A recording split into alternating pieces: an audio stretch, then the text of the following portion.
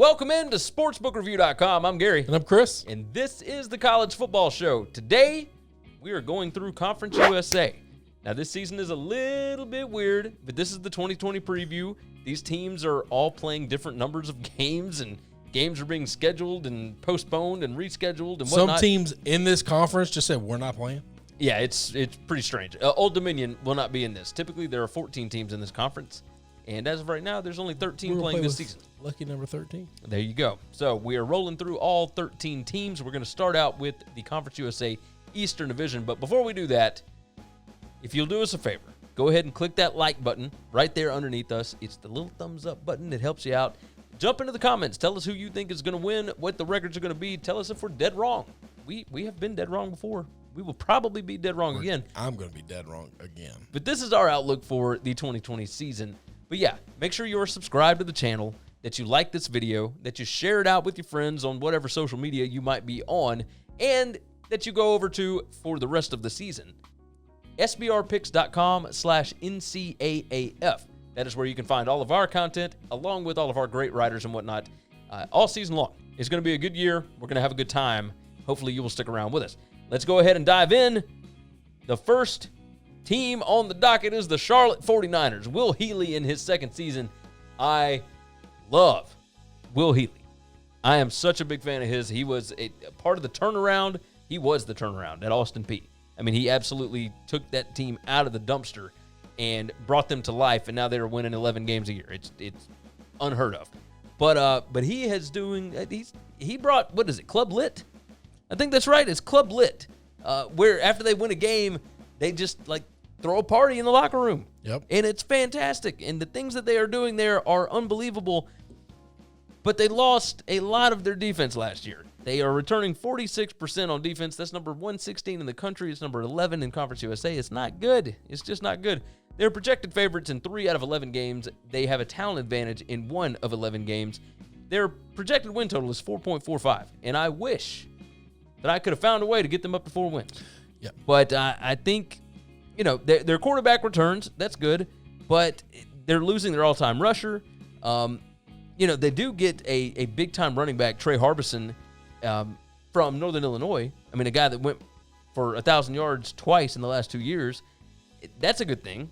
But, you're trying to figure out how to replace 3 offensive linemen along with your offensive line coach. All of this kind of stuff. Number 22 FBS total defense in 2018. Last year was not as good, and then you lose even more. You lose Ali Highsmith. You lose Tyler Murray. You lose all these guys. I wish I had a better outlook on the season. I think next year is going to be much, much better as he continues to recruit and build some continuity in that staff. My prediction here is 2-9. I wanted to find more, but I can't find more right now. I get it, and I understand. I thought they could probably get to 4. I like them at 4 wins. I know that's probably their ceiling. I'm with you, though. I like this team. I like this program. I like what this coach is trying to do here. I don't know if it's going to work, but I appreciate it and I enjoy it. Yes. We'll see.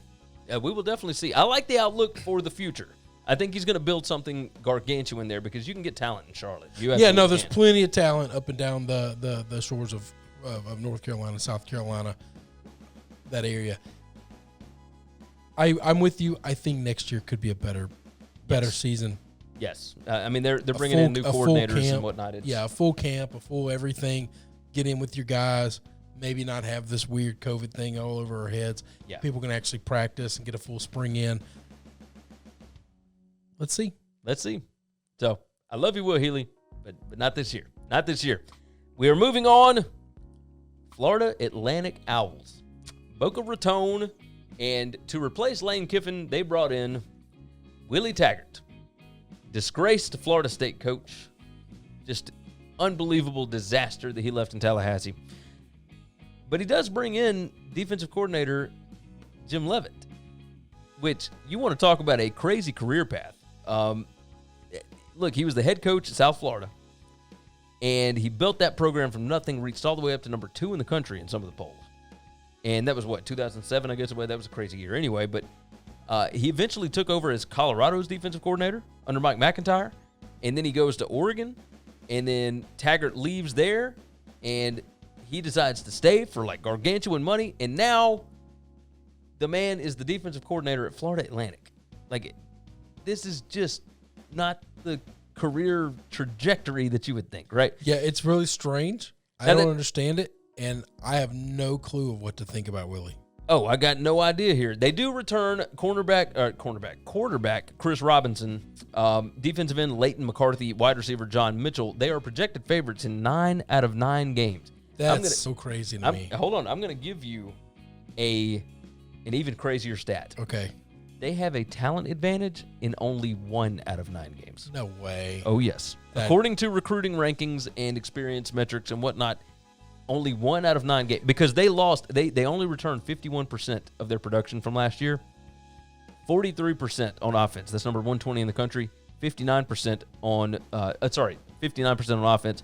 That's number 83, and 43% on defense. Talent advantage, only 1 out of 9 games do they have an advantage. It is insane. And look at that schedule, and I know it seems weird, but when you go through and you do the numbers, it's pretty nuts. Where do you think they finish? I've got them 4-5. Okay.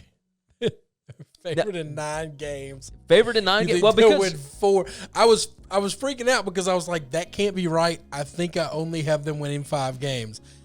Wait a minute. What? We can't be that far apart. Well, no, we absolutely can, because remember 2 years ago, Lane Kiffin. Bad year, good year, all that kind of stuff, right? Lane Kiffin came in his first season, wins 10 games, wins conference. Next season, goes 5-7.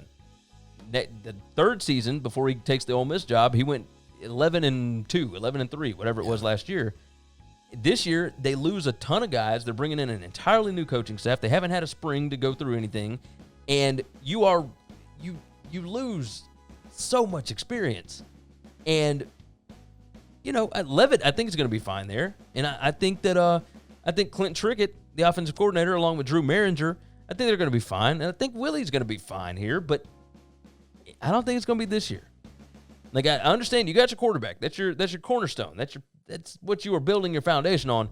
But look, it's tough. I mean, they lost a ton of guys. They lost guys to the NFL. They lost all sorts of dudes. So, yeah, it's rough. I've got them 4-5 though. I think they're gonna win some games. Yeah, but it ain't gonna be like it was last year. It was just strange that I thought, why are they favored in all of them? Perception, right? That's insane. Perception. That's insane. Yeah, it's pretty crazy. Now, I will say this: that is projected at the beginning of the season. They probably, if they win or if they lose a few games early, they won't be favored in every game down the stretch. But before the season starts, yeah, that's the way this thing goes. Let's move on. And we are moving into the FIU Panthers. Florida International, Butch Davis, 44% returning production. That is not a good thing. Unless you're getting out with the bad and in with the good, right? And I tend to trust Butch Davis, maybe more so than I should. They're projected favorites in only 2 of 8 games. They have a talent advantage in 5 out of 8. And this is that weird thing, right? They're only playing 8 games. And we just talked about, Florida Atlantic is playing 9. Yep. Charlotte is playing, 11? I mean, this whole thing's insane. This whole thing's bananas. Old Dominion's not playing at all? Yeah. Yeah. I mean, it's just, it's all weird. Their projected win total is 3.77. Defensive end Noah Curtis, linebacker Jamal Gates, and check out this transfer. Wide receiver Jeremiah Holloman, ex-Georgia transfer, right? So he's coming in here. These are the guys that you need to be paying attention to. Look, they got 16 starters back last year and were number 17 most experienced in the country, and they went from 9 wins down to 6. Yeah. This year they're number 123 in returning production. I like Butch Davis in these situations. I think he's got a culture built there. I've got him 5-3. Not afraid to go out and get recruits, transfers. I just looked up. I had to look this up. How old is Butch Davis? He's been doing this for a long time. He's 68 years old. That shocks me. Well, I guess it doesn't shock me. I thought he was close to 70. Yeah. He's old. That's the same. He was doing this for a really long time. Yes, he has. And it's amazing that he can still get after it. Yeah, I think 5's pretty close. I think that sounds right. It won't be as bad as last year. I will tell you this: Butch Davis will improve from last year. Oh yeah. I mean, that was a strange year last year. I mean, they win a game against the Miami Hurricanes. Yep. And they also end up losing to teams that they have no business losing to. So. No, this team will be much improved from last year. I agree. Let's move on to the Marshall Thundering Herd. Doc Holliday in his 11th season.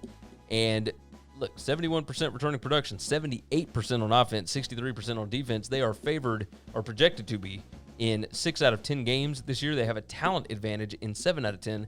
Projected win total, as it stands, according to predictive metrics and whatnot, 6.24 is their projected win total.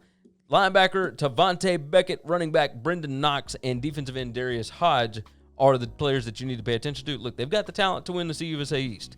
Quarterback Isaiah Green needs to be more consistent. Defensive line has got to get more of a push. Look, they only achieved a tackle for loss on 6.73% of opponent rushing attempts last year. That was number 126 nationally. You're not going to be able to win many championships doing stuff like that. I've got them going 6-3 this year. I like this team. I like Marshall. I like Doc Holliday. And in a season that is as crazy as this, consistency, I think, is a big, big deal. And Holliday definitely has that built in his culture. Yeah, I agree with that. I love Marshall. I've got him picked to win this division. And, I was thinking 7. Yeah. 6 is fine. Yeah, I could see He's going to be up there. I think so. I think you are correct. Moving on, we are going to jump into the Middle Tennessee Blue Raiders. Rick Stockstill in his, check this out, 15th season in Murfreesboro. Good gracious. To keep a job in college football that long is amazing. Offensive coordinator Tony Franklin in his 5th season and Scott Schaefer, the DC, in his 4th year. They returned 66% of their production. 82% of it is on offense, right? That means not so good things for the defense, which only returns 51%. They're projected favorites in only 3 out of 10 games. Talent advantage in 5 out of 10. Their projected win total, 4.61. Now, I want to like this team a lot. I loved them when Brent Stockstill was the quarterback, the coach's son. I loved them then. Last year was a very strange 4-8 season, especially after they had reached bowl eligibility in 9 out of the previous 10 years. The issue is this year's team is set up a lot like last year's team that went 4-8, right? The program seems a little bit stale, and it can get like that after the same coach for 15 years, right? The skill players are kind of underwhelming, but I will tell you this. Quarterback Asher O'Hara can be a breakout star. I mean, he's unbelievable. It ran for over 1,000 yards last year, threw for 2,700 or whatever it was. A lot of touchdowns, a lot of whatever. Linebacker DQ Thomas, wide receiver Jaron Pierce. They got players here and there. I got them 5-5. Yeah, I think that's about where they should land. They're only going to be as good as this quarterback can take them. But at the same time, they got holes. Yes. They got holes everywhere else. They got to figure out how to stop people. And they got to keep this kid upright. Yes, they do. That's the other problem. No, you have got that right. You have got that right. Let's move on. The Western Kentucky Hilltoppers. Tyson Helton in his 2nd year, and look, he won Coach of the Year honors last year because what Mike Sanford did with this program was atrocious. He was one of those coaches that came in that did not understand the culture, did not understand what the fans expect, what they want, and they wanted kind of a wide open offense. And they want a winner. Whatever you got to do to win, do that. But what he was doing wasn't working at all. They were below 500 both of the seasons that he was there. That's right. And they were bad. They were just atrocious. And Tyson Helton comes in his first year. Now, he understands the culture there, right? Because he was there with Brom. Offense was not what won them ball games last year. And everybody's fine with it, but it is defense, defense, defense. They beat people up. Yeah, last year's team finished top 25 in scoring D and total D. The offense was number 84 in total offense, number 91 in scoring offense. Now, year 2 in this offense, going to be a lot better. Overall, this team is slated to start 17 seniors. That looks like the biggest key to a really big year this year. Pay attention to defensive end D'Angelo Malone, quarterback Tyrell Pigrome from Maryland. You remember him? Yep, transfer. Super fast. Yes. Wide receiver Jakor Person. They bring back 53% of the offense. That's not great, but they got a couple of transfers coming in. I like this team. 89% returning production on defense, and they were lights out on defense last year. I trust teams that can beat people up. It's hard to blow somebody out that just physically beats on you all game long. Oh, yes. And if you can keep it close, you just got to make them either enough pressure in the right places, you make them make a mistake, you capitalize, you win, or you make an offensive play, you win. It's just so important. I think this team's going to be really good. I think so as well. I've got them at 7-4. 7-4. I think 7-4 is pretty good. I think 7-4. Well, they're non-con. They're going out and playing Liberty. You know, Hugh Freeze is going to have those guys good, regardless of what you think of Liberty. They're playing Louisville. Satterfield's going to have them ready to. Those are two games that are a little bit above their head. They've got a tough they got a tough schedule. This is not easy. And they play at UAB, right? They got at UAB. Yes, I think they get Marshall at home. Either way, that's still going to be a tough ballgame. It's not going to be. You know, they got some tough games. They got some tough games. So either way, let's go ahead and move on with this one. We're going to jump into Conference USA West, starting out with Skip Holtz's Louisiana Tech Bulldogs. Now, typically I love this team, right? Skip Holtz, I mean, just consistency. He screams consistency, right? It went 8-5 in 2018, went 10-3 last year. Like, they've been building up that resume, building up that roster. Only returning 46% overall on the team of their production, 61% on offense, only 31% on defense, and you lose both of your coordinators to bigger programs. That's not good. So you're bringing in two brand new coordinators. That's not what you want to see, especially in a year like this, especially when you don't have a ton of returning production. You want a little bit of continuity in there. Right now, you just got stuff all over the place. I still think they're going to be pretty good. They're projected favorites in 9 out of 10 games. Yeah. Talent advantage in 9 out of 10 games. I don't know that they win 9, but yeah, I think they're going to be really good. Projected win total is 7.28. Yeah, that sounds right. 7 wins sounds right in the wheelhouse of what I think they should do. Key players to pay attention to: linebacker, defensive end Willie Baker, running back Justin Henderson, and wide receiver Adrian Hardy. Look, they have got the talent to be able to beat anybody. So look for them to beat, they will upset somebody that they're not supposed to beat. 100%. And they will also lose to somebody that they are not supposed to lose to. That's what teams like this typically. Well, that's what teams with a lot of inexperience will do to you. 100%. I've got them 7-4. I could see them going, 6-5. I could see them going 8-3. I could, somewhere around there. I got them at 7 wins. I kind of think that's a little bit their floor though, because I do think while they're losing, but Skip's been there long enough. They're just kind of become a revolving door of. I trust the guys coming in on defense that are taking over. I think they're going to be fine. I don't think they're going to take much step backwards.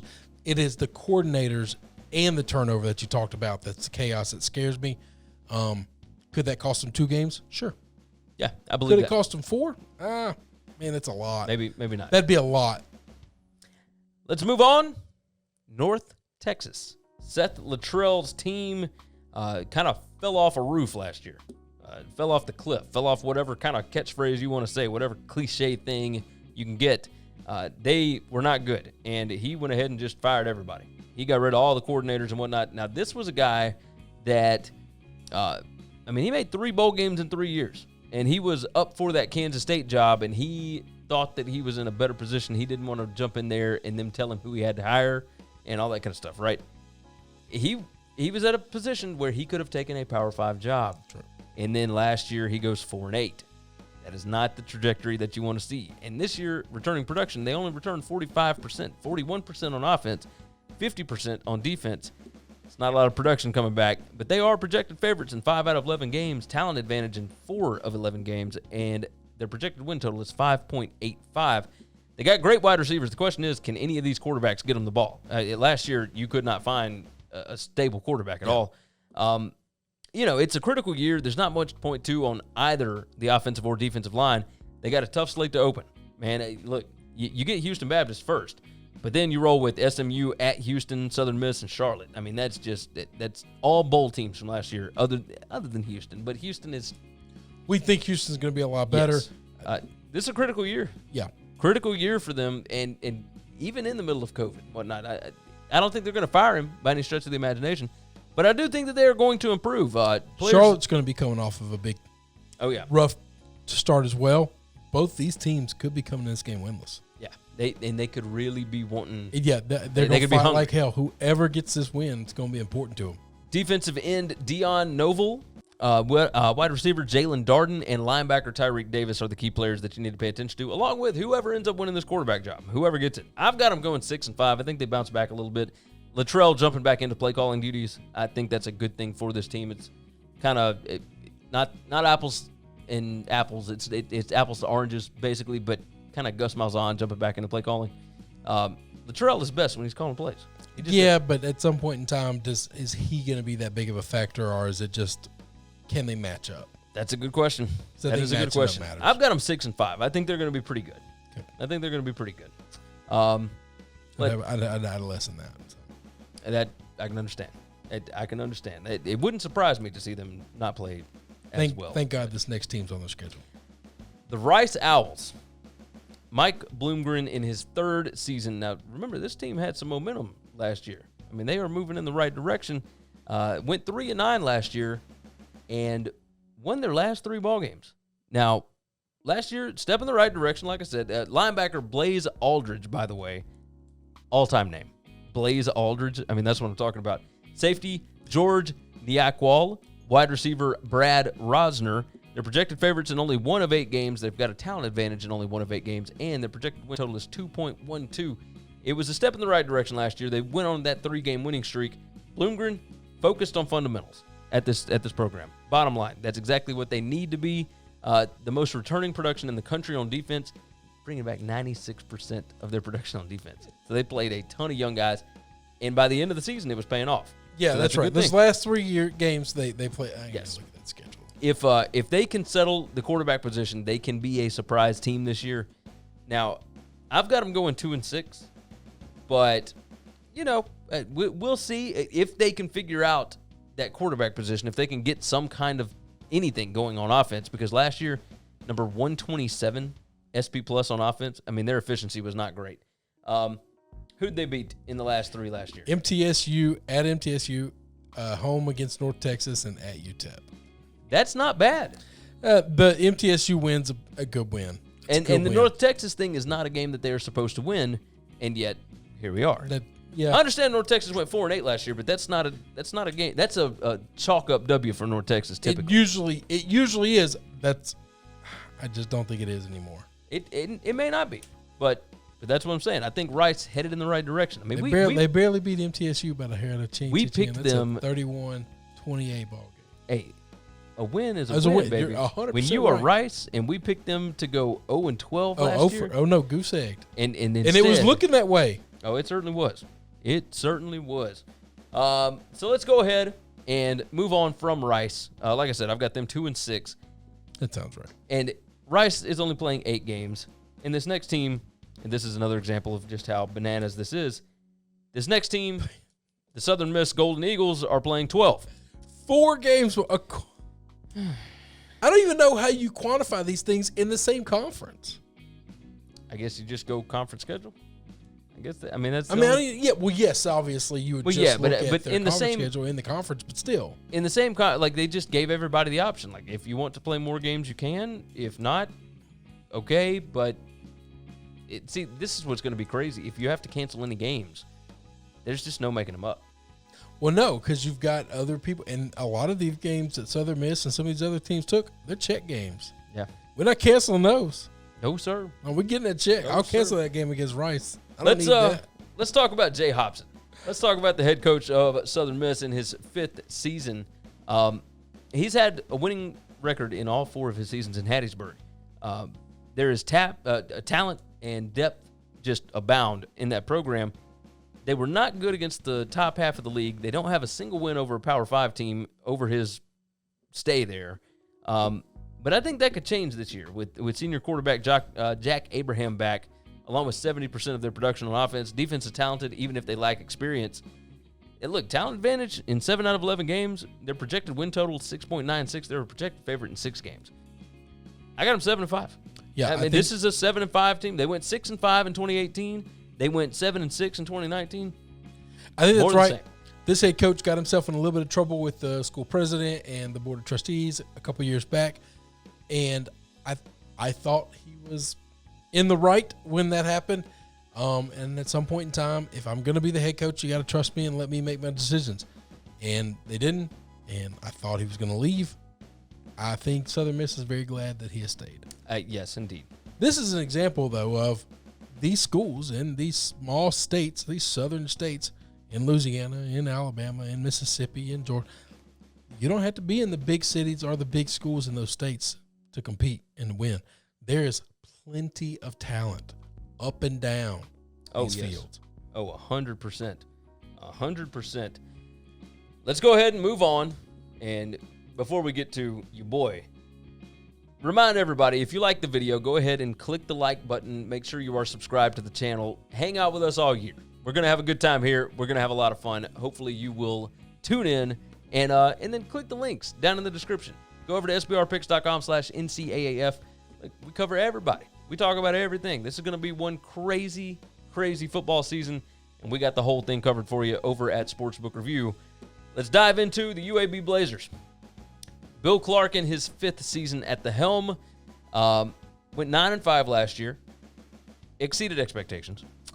Went 11-3 the year before that, won the conference title, and played in the conference title game last year. Now, they got blown out, but it is what it is. They still got there, and it's pretty impressive. They have 81% returning production. 81%. 82% on offense, 80% on defense. So they were completely young last year and still found a way to get to 9 wins. Yes, sir. That is incredible. And that's what Bill Clark does. He focuses on fundamentals. They got returning production across the board. It should help them out in that fundamentals department even more, I think. The mix of talent and coaching here has made them a contender for the C-USA crown every season since their return. This year, I think, is going to be no different. Pay attention to these guys. Defensive end linebacker Jordan Smith, linebacker Christopher Maul, and running back Spencer Brown. They are projected favorites in 8 of 11 games. Talent advantage in 8 of 11 games. The projected win total is 7.36. I got them going over that 7.36. I got them at 8-3. Yep. And would it shock me to see them win 9 games? 9 again? Nope, not at all. Not at all. So, no, I think that's going to happen. I think he's the best coach in this conference. I think he's one of the best coaches in the country. And you can pay attention to them the first Thursday night of the season. They're That's playing right. the first Power 5 game of the year against They're going to get Miami Miami, Hurricanes. and Miami better buckle up. Yep, they're going to give them everything they want. Everything they want. Let's go on from there, and we are going to move back down to Texas. These are 2 programs that have not been... For Texas to be the state that prides themselves on football the way they do, they got some schools. They got some bad programs. And if I was a governor, I'd be involved. I know we got a lot of problems going on, but we got to fix this. Yeah. Y'all are making us look bad. Dana DeMel is the coach, and look, he has been talking about this program's improvement since he got there. He's been touting it, but they are 2-22 over the last 2 seasons, and good? there is no real sign of improvement. It's not good, is it? It's not very good. I didn't think so. Not very good. They lost their last 11 games last season. 9 of them were by double digits. And I don't see anything that's much better this go-round. Now, even bad teams have good players on them, so they're key players to look out for. Cornerback Josh Caldwell, running back Quadres Wadley, linebacker Jason Van Hook. Pay attention to those guys. If this team ends up being even decent or finds themselves in a game, these are going to be the guys that will have them in that position. Returning production, only 41%. That is number 129 in the country. And maybe that's not such a bad thing. Nope. Right? We've talked about that before. This is one of those situations where you don't really want those guys. They are expected to be favored in 2 out of 12 games. That shocks me. Talent advantage in 2 out of 12, and their projected win total is 2.33. And I actually have them winning 2 games. I got them 2-10. Yeah, I got them 2-10. I think 1 or 2 wins is what I had them at. Yeah. Anything over even 3 I see now. would shock me. Yeah. They bring in Abilene Christian. That helps. And Stephen F. Austin. And Stephen F. Austin. Okay. But would it shock you to see them lose to Stephen F. Austin? Well, no, it wouldn't at all. That's why I said 1 or 2. Because I think there's a really good chance they could lose one of those games pretty easily. You got that right. All right, we are going to hit our last team from Conference USA, and that is the UT San Antonio Roadrunners. Relatively new FBS program. Larry Coker, of course, started the program back several years ago. And then Frank Wilson took over, former LSU running back coach and recruiting coordinator, and seemed to be doing some really good things with them. Had 2 bad years. They showed him the door. I don't know why, especially when you were going to bring in Jeff Traylor. Now, watched Jeff Traylor turn around and completely shock me and make me look like a complete buffoon. But he was an assistant coach at Arkansas last year. He brings in Barry Lundy Jr. and Tyrone Nix as his defensive coordinator. Names that you would know, but there was a reason why they did not have another job. Like, that's, I don't understand what they were trying to do with this. I'm not a big fan of any of these hires at all. 65% returning production, but for a first-year coach, none of that really matters. And with no spring ball, you got an entire staff turnover. Look, projected favorites in 4 out of 12 games, which I thought was kind of surprising, until you see that they have a talent advantage in 8 out of 12 games. Their projected win total, 4.70. Here are the key players that you need to pay attention to, because some of these guys are actually going to play on Sundays. Yep. Defensive end, Lorenzo Dantzler. Defensive tackle, Jalen Haynes. And running back, Sincere McCormick. This team needs some kind of momentum. They have got talent. It has not all come together. Getting back to 500 is going to be really difficult, and I see no way that they do that this year. They are playing 12 games. I got them 2-10. And I wish it was something different. But this coaching staff, the coaching turnover and the lack of returning production and whatnot, and I know they got talent, but this program needs momentum, and they need to learn how to win, and I don't think they're there yet. Well, they didn't bring in any teams that could help them. I mean, they got in Stephen F. Austin, but they're also going to play Memphis, playing UAB. They're playing BYU. They're playing Army. That's UAB's conference. Yeah, those are the 3. Those are real schools. Yeah, those are real schools that are going to beat you up. Yes, and this team is not prepped for that yet. I don't think so. So I can't find 8 teams that they would have more talent than. I'm assuming they're considered more talented than Army. Oh, 100%. Because yes. This is based on that recruiting. Makes sense to me. But other than Army, okay, so give Army the asterisk. I get that. Stephen F. Austin, I'll give you that. It's just really hard for me to figure out how they're mathematically, based on recruiting and everything, better than these other teams talent-wise. When you've had Frank Wilson as your coach for however many years, yeah, I mean you're going to have a ton of talent docked up on there. So yeah, I mean they have had talent, they've got talent, and we'll see if they can keep it coming in. I mean this will be up to Traylor and Looney and Tyrone Nix, and Nix is a recruiter, but I don't know how much of Texas he knows, especially around San Antonio and whatnot. So we'll see. We will see what happens with this. I'm not a fan of the hire, but I've been proven wrong before. I wasn't a fan of the Mac Brown hire at North Carolina, and you see what that's turned into. Yes, sir. Who knows? Who knows? We have been wrong before. We will be again, and that is okay. So with that said, I think that's going to wrap everything up for us with this one.